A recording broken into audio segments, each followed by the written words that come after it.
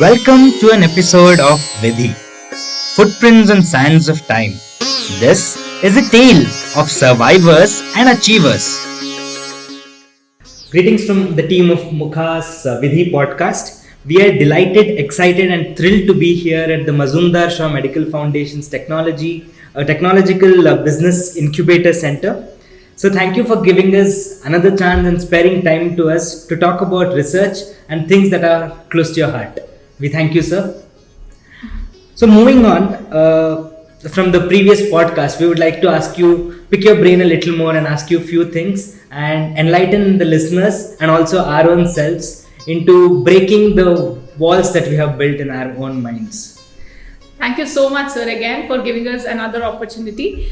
We would like to, when we entered the building here, I think our minds as a scientist kind of grew, and the curiosity in us to look at each wall and each door kind of actually opened up.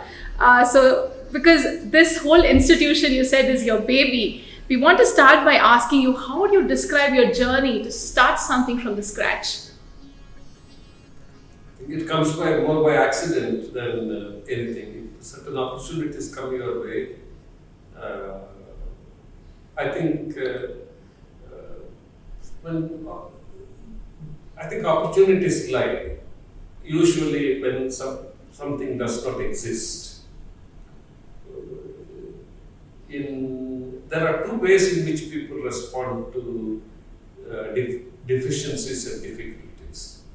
Most people, they don't have that, they do not have this. Today morning also I gave a lecture to Dr. Jayasilan also. I was telling that when there is something is not available, something is not working, we have two choices.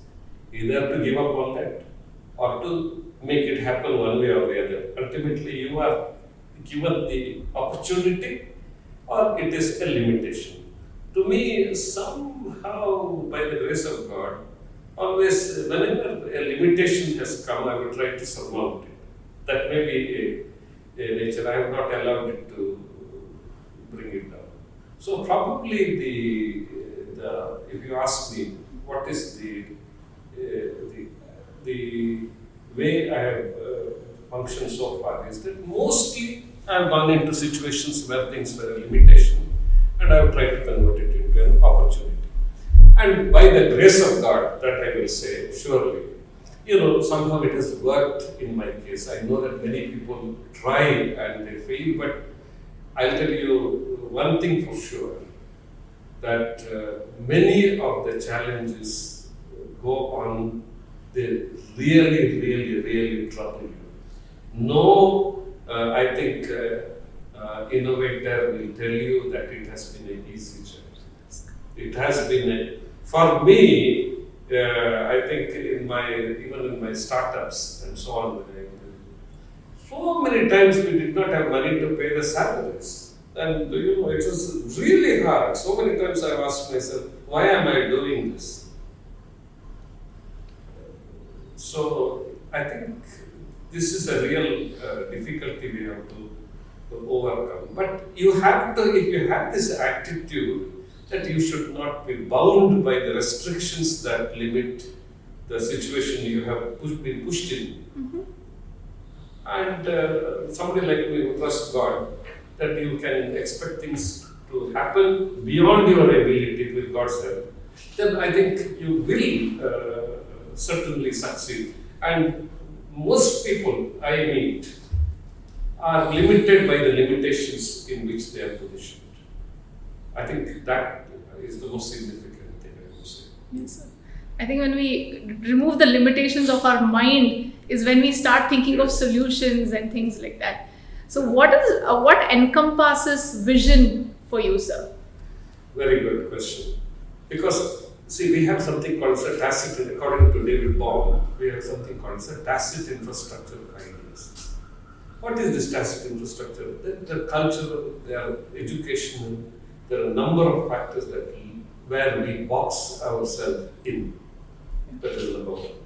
Number two, tacit infrastructure of ideas is the way you have ideas which limit you to a certain confined area of or possibilities or potentiality. I would say that there is two qualities. Many of people are very intelligent, but they are not imaginative. So they are not creative because of that. But that's why intelligence by itself, to depend, I am capable of doing that, I am very intelligent, I have passed so many exams, or having a very good memory power, does not confer the ability in creative thinking. So imagination is possible if you only start getting interested in art and other things which are actually fruits of imagination. I think vision begins to happen if you start if you are not confined to that sort of limits of your thinking. So the first quality I told you that you have to consider limitations to be opportunities. That's the first one. Secondly, that with imagination you can imagine. Imagination creates two things. Yeah. Number one, it creates in your mind dreams. One example is this translation cell aging. I don't have 1 rupee for it at Gerontology Institute. But somehow it has prompted my imagination, and I already see, because we see so many elderly people coming to the hospital who say that they are not getting the sort of care they need. Also, we find that people who are very good in treating regular problems get little bit lost when they comes to. We have pediatricians who look after the children, but with elderly we are not so competent in handling. And it's a very, very, very special line of attitude and caring, and also physiological understanding. Gerontology is a science by itself. So this is so I have seen a problem. Okay, now I have started imagining it. Now it is essentially a question of imagination and dreaming. Right. Now, if I just dreamt it in my mind, I knew that nothing will happen. So I asked Dr. Jayashilan to create a complete plan of the building. We have something, every time I see this building, I dream, saying that this building I want it. So other day, the CEO of our own institution came, and he saw this, he said, "Where is this coming?" And I had no answer immediately. I said, it has already come up in the mind, but we have to find the place for it now. Yeah. Now, in my experience, once we have reached this point of thinking process, it somehow happens, it comes to me. Right, sir. So second one is your imagination should not lie as just a thought in your brain, but it should start with concrete actions. Third point is, once we have it, we started already working. I have directed our research towards stem cell research into this, and regenerative medicine. We started hyperbaric oxygen, then we are looking at different.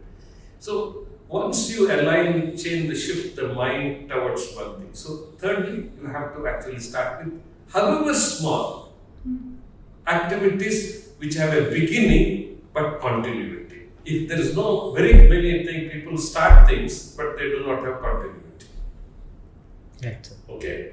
So now you are here. Yeah. In 1 year, you can come and see, we probably would have made, who knows, we may even be starting our building. But at this point in time,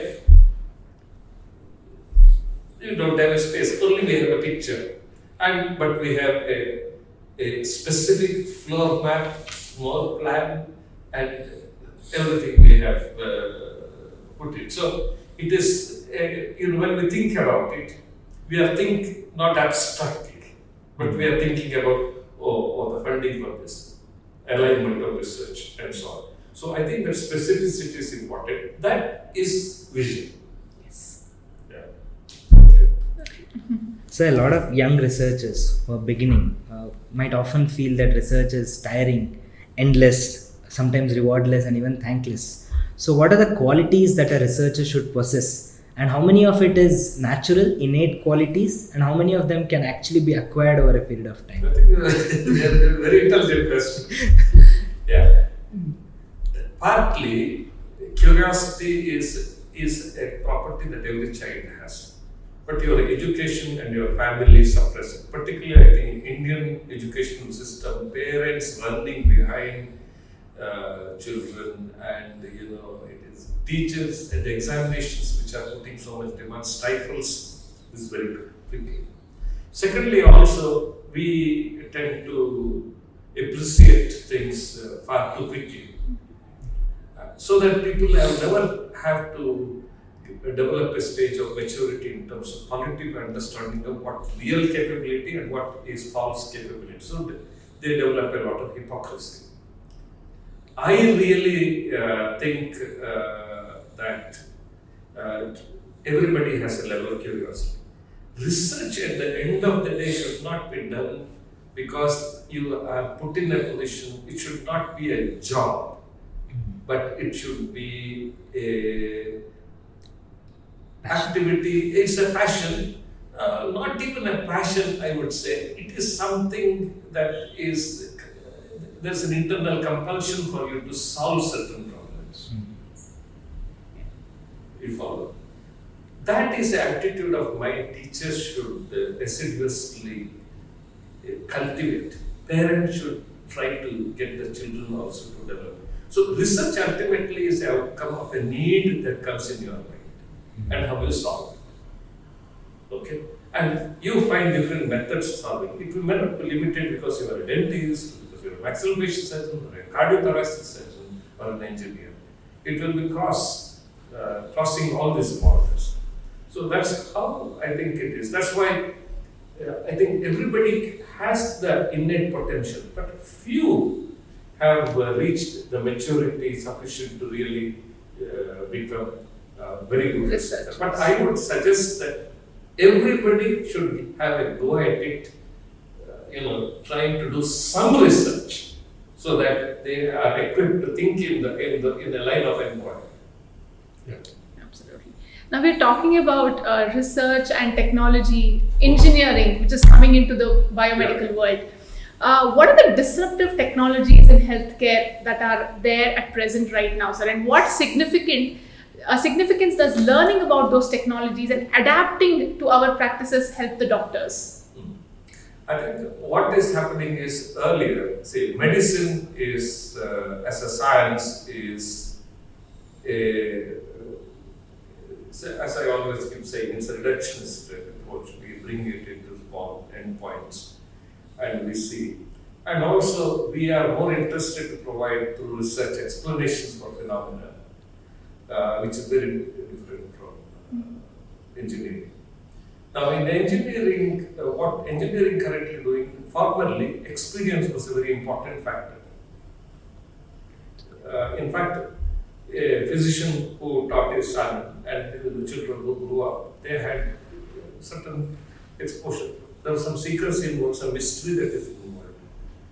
What science has done is, it is, as far as possible, it is trying to remove the cognitive burden. That means what is subjective thing, which is innate, and trying to actually give you a field in which your ability to do two things. I think it is doing. One is it is taking the cognitive burden from the physician, so that from the doctors, so that you do not have to do things and have a subjective. For instance, ECG can be read by two people, and they might have a different interpretation. And if you really look at the current understanding about causality and so on, you will find a lot of errors, a lot of difference. Two doctors see they give you in angiogram, they make different diagnosis or different. Somebody will say that you have to immediately go for this one for a bypass or something. Another person will say or a stent, and someone will say no. So you see the viewpoints are so. These things science tries to remove. Secondly, science is also, we very often in medicine we need to have a definite proof, then we actually do like this. Now, if in technology we have to utilize that way, they will not be actually sending anybody to Moon or Mars or anything, because those endpoints have never been reached. Right. You have to actually develop a model where you anticipate. So that is developed to a very high level of sophistication. So I think the future of research medicine is also getting into that level of thinking. So for a young researcher, for a young student, medical student, research is quite often the biostatistics and how do we publish a paper and small things like that. But research is actually feeding your curious mind, and a lot of things are associated with research, such as getting a grant, getting a patent, giving a meaningful end to the curiosities of the mind. How does a young researcher, how does he bring his ideas to reality? There is two things. There is practical realities. One example is many people will say, Bill Gates and all that, many of these people went in great universities without a degree, they came out and they created a thing. You cannot make that a formula. Correct. I would say that get as many degrees as possible, as quickly as possible. But just do not. For instance, I would tell everybody, you do an MBA, because business knowledge today is integral to any sort of exploration, even to be a scientist. Okay, you do a PhD so that you actually learn what is the research-based process. So these are the ones which provide the vocabulary or the bricks with which you can actually create it. But if you come out of this, let's say maxillation, if you say, oh, I should be able to do block dissection, I have to do heavy metal here, I should be able to make big cuts. If that, or lymphoma, or if you put your life to just doing techniques and things like this, then you have already determined what research will do. Right. And your MDS professors, what research topic they will give you. See, if you just see the topic there, somebody has done it there, they will actually repeat it here. Do they actually sit and discuss so that we solve a problem? Correct. You see, I think the much of our, particularly maxillofacial surgery, the problem lies with the deficiency of imagination that we teach in our educational programs. We teach how to look like this, but we do not actually teach them how the whole evolution of thinking from Millard to different methods. There are architectural, mathematical methods of closure of the limb. Then how the ideas have come. So they never emphasize the ideas. They only tell you how to put the stitch together. And what imagination is there? How you can actually educate the mind to do that? As soon as I think we have to change our methodologies to teaching of ideas rather than just the mechanics of the procedures. What are the grants or grants which are available for a young researcher right now in the country, so that in case I want to research on some topic, I can go here, so I have my ideas, I can go find a person or a mentor and then get through the process, because we have to educate all our listeners who are young researchers to know the right way of going through the process. Yeah, I think this is a very good question. We have ICMR grants. And we have, for instance, we have grant from BIRAC, from biotechnology, and state government grants. There are a number of grants. What I would suggest to you people, both of you, yes, is that you can actually make a portfolio of the different grants that are available and put it so that it is available. See, because we have grant from DSP. Department of Science and Technology. Yes. So I, every day get like this. Where is it?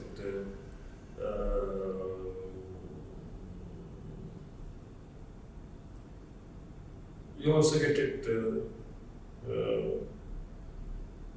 So much of messages come these days that you got to 1 minute if you leave something, next minute it's gone. So many grants, they keep coming.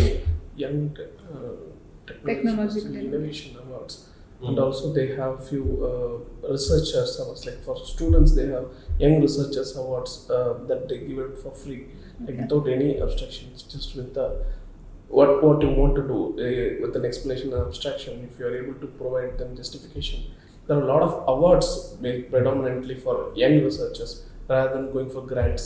So if you're going DST and all that, DST, DBT and all that, Department of Science and Technology, Departments of Biotechnology, see now here, portfolio startup update, after shoot crosses 1 million in annual revenue, blah, blah, blah. See, like this, it keeps, coming through. So, we always track every week, we have any new grant becomes available, I will immediately send them. For instance, one PACE grant became available, immediately sent a note. And we are already, yesterday we had meetings. We can register for subscription alerts in those websites. So whenever a grant call for proposal comes by, you will get an email immediately notifying them.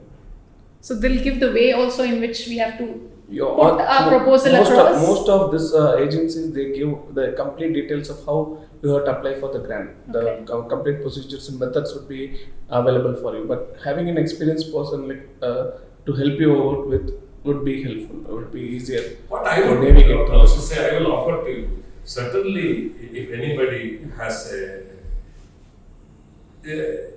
see, first and foremost, I think, for all this particular purpose, our professors, every professor in a dental school or in a medical school should be put the criteria for his promotion should be that they should be capable of getting a grant to be a professor.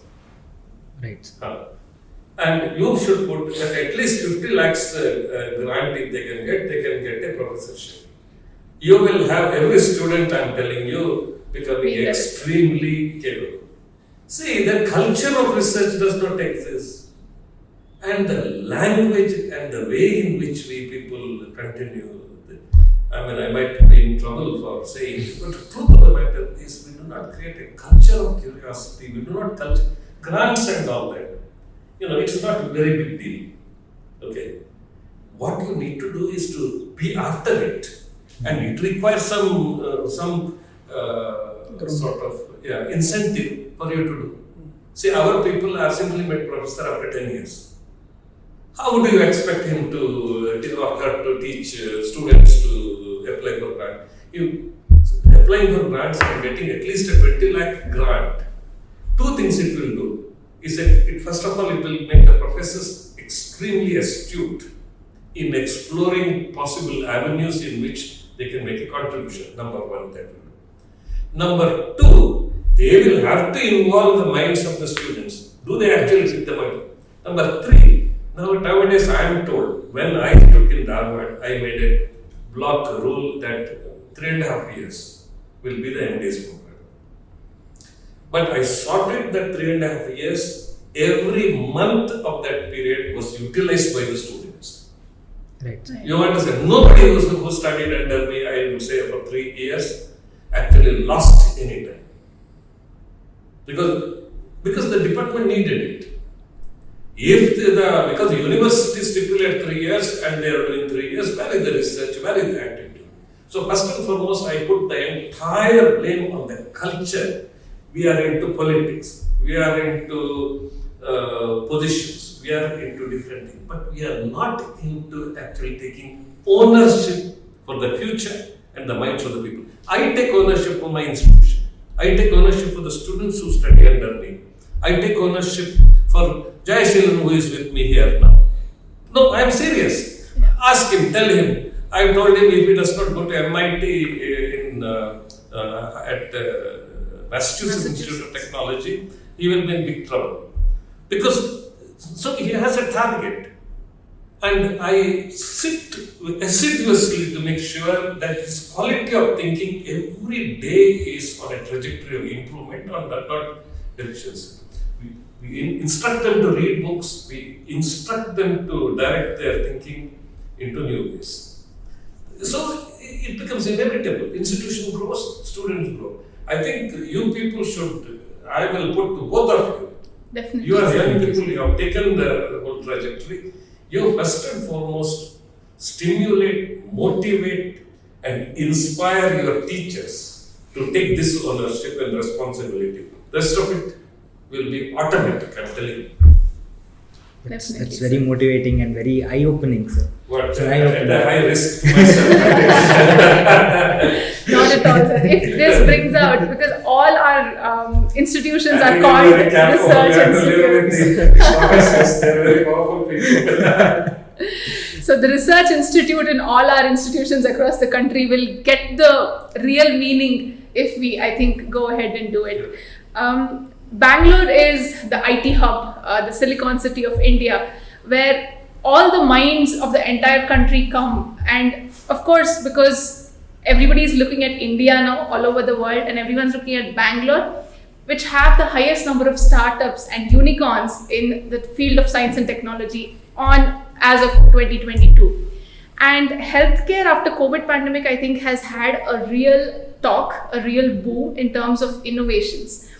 We have artificial intelligence getting us to do screening, getting the process in place. And now with a lot of 3D printing technology coming in for facial reconstruction, how can we bring in all these technologies and the ideas that we have through the startups and unicorns and the industries to bring out tangible incomes? What I'm trying to say is, we have an idea as a doctor, so we need to speak to an engineer or somebody who is in the field to kind of understand, collaborate with them and bring out something together. How does that work? See, institutions such as ours, we will be very happy to help. For instance, only yesterday we had one important grant application there, but one of the doctors had approached us with a problem from thoracic, from respiratory medicine, I wrote it, and asking whether we can use sound waves and how we can actually provide a very direct approach to getting multiple parameters simultaneously and compare the cardiac and respiratory system activities together, so that we have a cluster of activities which are together. And yesterday we all sat and we brainstormed it for an hour. Of course, I ran away a little bit. So we will be very happy. But your teachers and your guides in your institutions where you are training should give you protected time. They should incentivize you, and all this should create a sort of desire for people to really get into this. We will be certainly very happy to help. And also, I would suggest that if you are even interested, what we can do is that we can actually really create a small group of people. If you identify, we can train them on how to apply for grants, how can we get it, so that they can actually go around and become the key people in the maxillofacial profession. So at least they will be equipped to handle that. We are always willing to. Anybody comes to us, we will do it. How our fellows also, even our Cranio-Maxillofacial fellows, they also do the innovations. So we put them up with some mechanical or some sensor-based problems. So they come up with the solution that comprises both their knowledge in the surgery, and also they search for other combination knowledge, mechanical or electrical or sensory, whatever it's required to solve that problem. So we usually put our Thank you so much for that information. Sir, during the pandemic, we saw that India spent 73% more than what its usual allocation to health is in terms of expenditure. Traditionally, healthcare has been a a user of the technology that is made available to man, and we are solving the problem at the back end. In fact, when we look at a problem, then we start looking at a solution. We look at a disease, then we start looking at how to tackle it. So in future, where do you think we are headed to, sir? What do you look at medicine coming to in the next 50 years or 100 years? According to Ashok Khosla, in 15 years, doctors will be made redundant. Yeah. And I wrote to him this one, and he responded also that it is possible. Not in the sense of redundancy, the doctor in their loose framework. Most of the diagnostic paradigm, most of the frameworks. Certainly, our own work in this institution is also focused on taking where there is subjective decision processes into a process where we prioritize the ability of technology to look at multiple parameters so that we exceed the human bandwidth of looking at how much data points they can see. So we are able to actually look at higher number of data points and come out with decision process so the ultimate judgment will be made by the human brain. But you will not be actually wasting a lot of energy thinking about the one example. We will not give them ECGs. ECGs will be actually brought to a point where a very final level of analytics. So they will have 3 choices. So then they have to make a selection from 3 choices that has been given, which will relate to the clinical acumen of the doctor. Rather than it is. So he will not look at it and think it looks normal. No. It will be what percentage normal, whether it has any asymmetries within it, and if there are asymmetries, in which direction it is headed. So I think we are going through a very exciting time. How the medicine will change in the future will be quite extraordinary. And I think in some sense we should be prepared for the change that is going to come. Even in robotics, even dentistry. I think dental robots will surely come. And they will do amazing things. I think, and also the process in which we have, I still feel that things like endodontics and all that, where you're actually, looking from a microscope and looking inside and all these sort of things. Still, we are mechanistically looking at it, but fundamentally, there is a lot of things that we can do to change. That requires a different mindset. I think we are headed for a very exciting, but we need to get somebody with that sort of thinking process to come from each specialty. Yes, sir. You have that, the curiosity is, of course, a way to innovation, but as being a surgeon, you also have that mind of a physicist, a mathematician, and an engineer.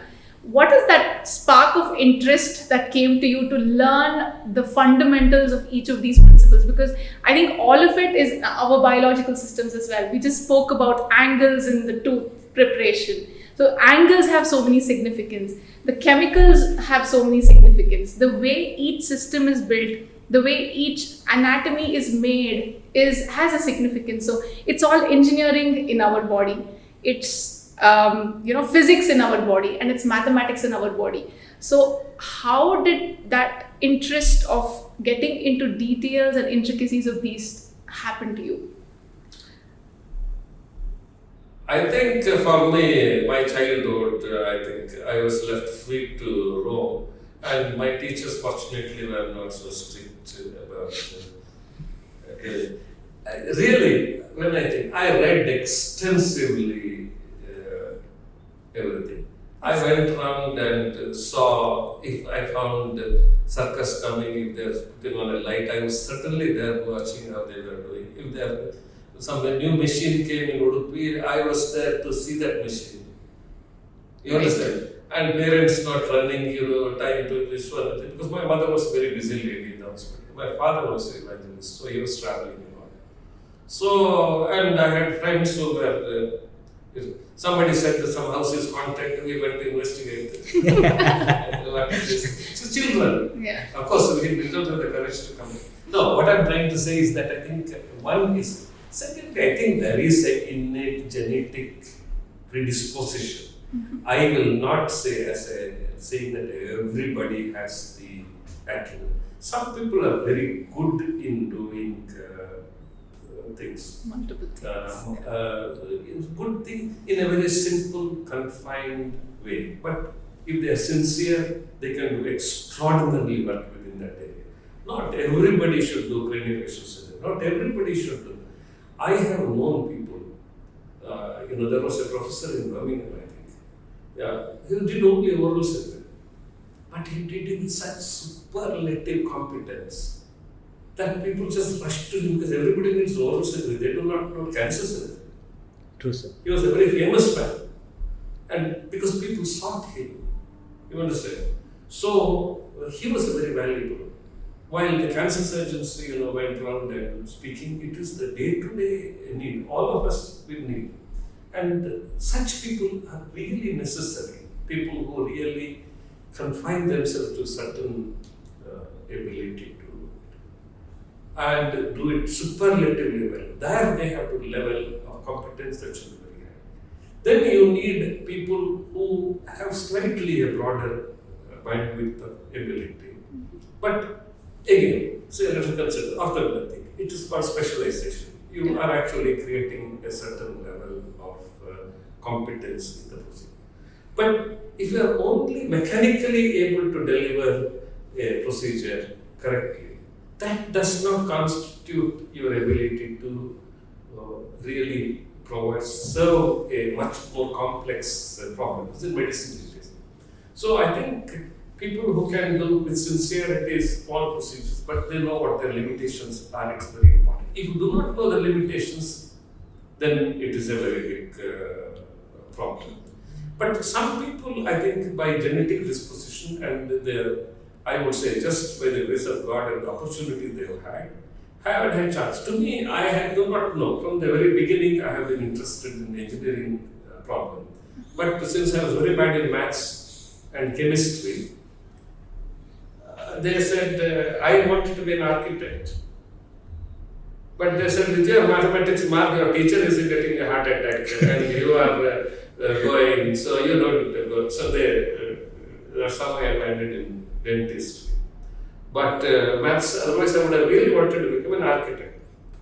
Now I would say, ultimately, in much of my work is in chemistry, and in mathematical thinking. Right, sir. Okay. Now, that was because of misconceptions. We always thought that, you have to know in one particular way. But I do not say that everybody should have, but everybody should be given an opportunity. That's it.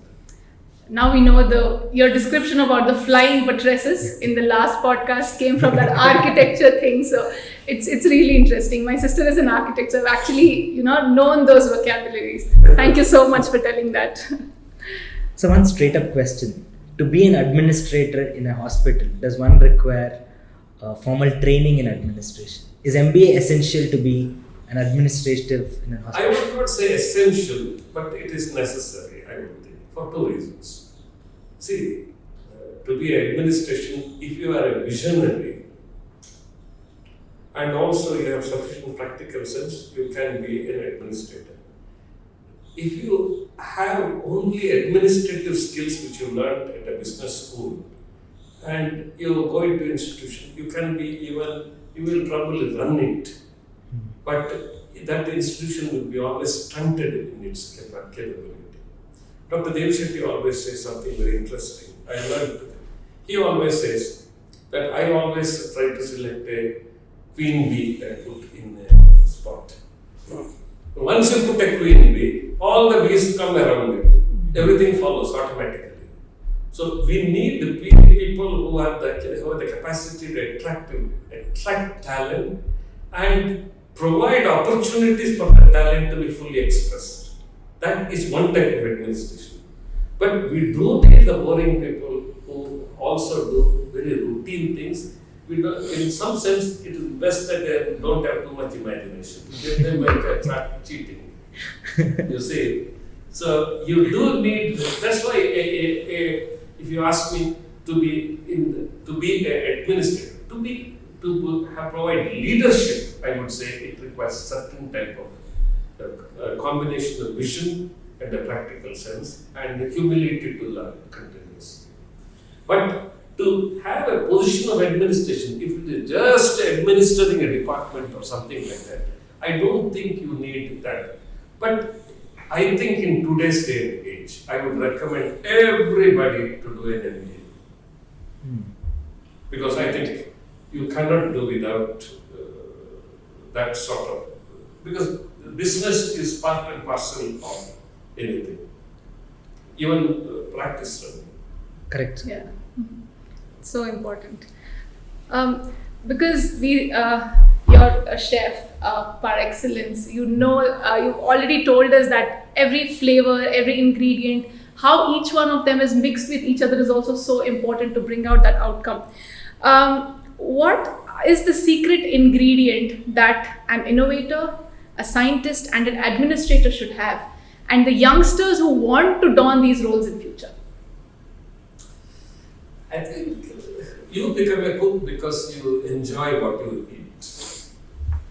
I mean, what is the point if you don't have a taste? And that you enjoy what you eat if you have a zest for life. So, if you are a person who are endowed with curiosity, you have if you are not very mechanical, automatically I think you will have a love for food. Right. Okay. So if you have a love for food, you would like, I think cooking is an automatic trait. And then many times when I talk to people, they say, I want to do chicken curry or I do sambar. How do you do it? I ask them.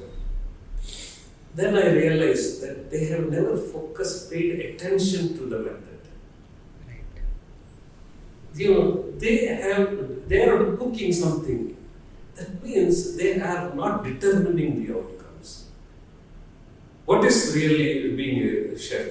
Where you determine the outcome. If your cooking is just to have something with which you will eat at the end of the cooking, then you are not determining the outcome. You are just coming out with a product. Okay. And irrespective of its quality, you will eat it. But if you have that's why that ability to determine the outcomes in cooking or any process, it is a quality of the mind.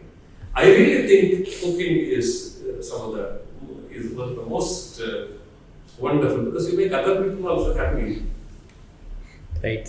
And you yourself are also happy. Yeah. You see, and you also gain weight. And then find out ways of losing weight. Sir, literature. I'm sure we have all learned now that you're an avid reader, and literature keeps you going. Literature to most people gives them hope, gives them joy, and opens the walls of their minds which they otherwise wouldn't have. Is there any particular prose or a piece of literature that you hold very close to your heart? Literature, I think, is a pleasure of solitude. See, today particularly, we are all the time bombarded with, we can watch the TV, we can watch the... But unless you develop a love of being by yourself, quite happy with yourself, where you can curl on this sofa or something like that and read. And if you have a modicum of imagination, so that when you read, you experience it. For me, even when I read the Bible or even when I read a story, all the stories come alive, and sometimes I smile to myself because it's You feel it. I have hyperbaric oxygen. I have one novel. Okay. Every time I read 30 pages of the novel. So about 20 or 30, usually 30. So that is about 1 hour, 1.5 hours, whatever. 1 hour, I think it is. So, but sometimes it makes me really laugh because I'm sitting in this confined chamber, and in the book, it takes taking you to Paris. You're actually walking down the street in somewhere. You're falling in love, and you're falling out of love. You're wondering. Everything is happening in your mind, but you are sitting in a chamber from which you cannot even get up. That's the beauty of literature. I really think in literature, then there is also the literature which gives you a certain formal taste and understanding, like Shakespeare. I don't think anything gives you an understanding of human beings, human nature, like Shakespeare. It paints, one of the things, our fellows, I expect them to enact Julius Caesar. Julius Caesar. And now I think I will start King Lear because too many ladies are coming. In King Lear, King Lear, the father says, how sharp like the serpent's tooth is a thankless daughter. And but that daughter turns out to be the one who, although she is very plain spoken, but she's so I think it is. So I think it's very important. To me, literature is very important. I tend to drift. Okay. Any particular books that you would recommend to our listeners? I would say, I think you should all make an effort to read Shakespeare and just enjoy the beauty of the way the language, the poetry, and the drama unfolds. It is unbelievable. And the characters in Shakespeare are so enigmatic. It is just like looking Mona Lisa. Many people say, Mona Lisa, what is there? I looked at her. She's not even a nice looking girl. Of course, she's not a nice looking girl. Because she's a lady endowed with such mystery. You never tire of looking at her. Because she never actually satisfies your curiosity about her. Because she always seems to provoke you to new ways of thinking. I mean, it's so enigmatic. Right. Okay? Without beauty, you cannot. It is something that you like to read in her eyes, but you fail to reach that point. That requires that you like to communicate with the painting. You see, most of us do not communicate with the painting. Right. We just judge the painting.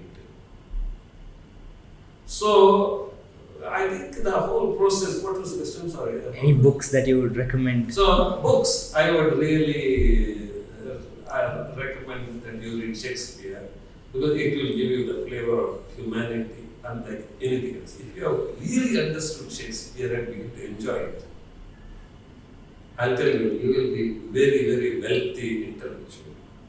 Okay? Language also. You will develop precision.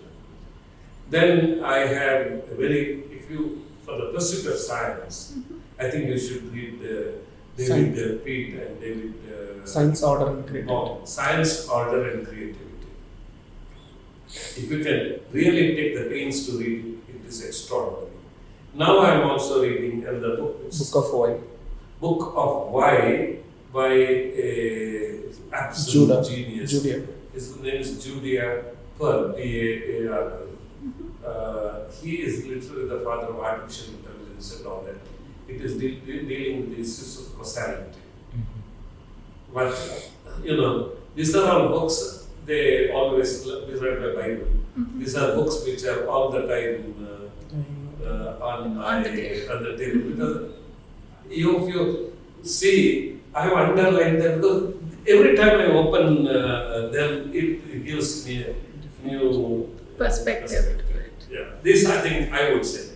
Then I think you should read all sorts of novels, anything that will come your way. Yes, Isaac Asimov novels about Isaac Asimov novels and I am continuously reading. Sometimes I read them again because that's all imagination. He coined the term robot back in 1940s. Wow. Wonderful. Yeah. Okay, so I think So we will start with Shakespeare. Definitely. Next time you both come and you can join our group here. Definitely, sir. Definitely, sir. We would We'll love start. to do it. We'll start and get them also involved. We can start a drama club. Here it is. Our previous fellows, and we have one doctor, one maxillofacial surgeon. She did her, what's her name? She's in Manipal now. She and that group of people did extraordinarily well. She used to enact the different roles of Julius Caesar so well. In fact, I really came to admire them, and all of them have done well. Wonderful. I think these are all life lessons of how we got, not just based on how research, administration, science and art is, but as well as how we can lead life. Thank you so much for giving us such a wide perspective on everything. It was such a pleasure talking to you, sir. Real pleasure. Real pleasure. Thank you for. I have not got myself in big trouble. Thank you for broadening our horizons and igniting minds, not only of us, but also our listeners. And we also take this opportunity to thank Dr. Jaisheelan. Thank you, sir. We really hope to make tangible contributions and tangible investments out of this podcast. Thank you, sir. Thank you so much. Vidhi, the podcast is dedicated to tales of healing and facilitators of health and well-being. This is a MukhaPODCAST surgery initiative produced and brought to you by Dr. Girish Rao and Mrs. Sujatha Girish. The podcast is hosted by Dr. Sri Gauri and Dr. Sai Swaroop. Thank you for listening.